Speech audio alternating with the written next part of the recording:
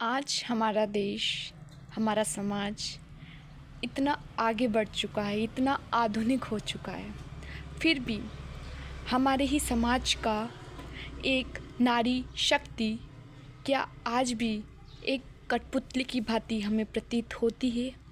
इसी प्रश्न को मैं हमारे पिताजी श्री राहुल जी लाड से करना चाहूँगी कि क्या आपको लगता है आज भी कहीं न कहीं जो महिला है वो पुरुष के नीचे दबी हुई है? क्या हम उसे आगे बढ़ाने के लिए क्या कर सकते हैं?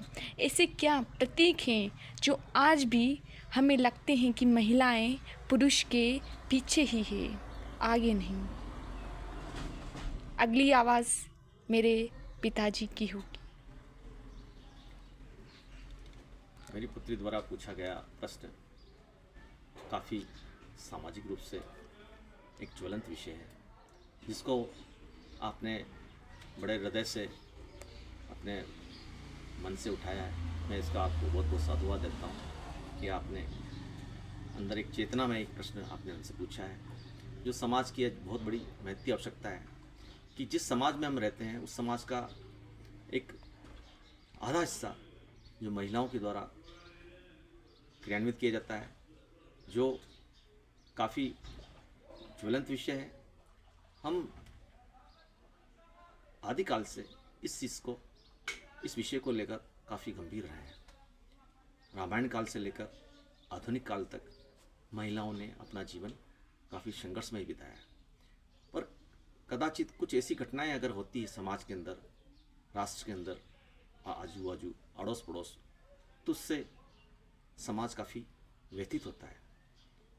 पर जहाँ तक मेरा मानना है कि महिलाएं दबी है, कुचली गई है, काफ़ी उनका दोहन किया गया है, ये सत्य है।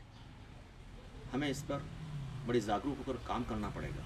हमें इसमें मूल व्यापक बदलाव लाने पड़ेंगे। केवल बदलाव संविधान और नीतियों के द्वारा ही नहीं लाकर हम परिवार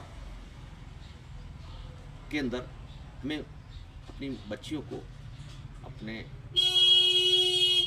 अग्रज महिलाओं को सम्मान देना होगा, शिक्षा देना होगी।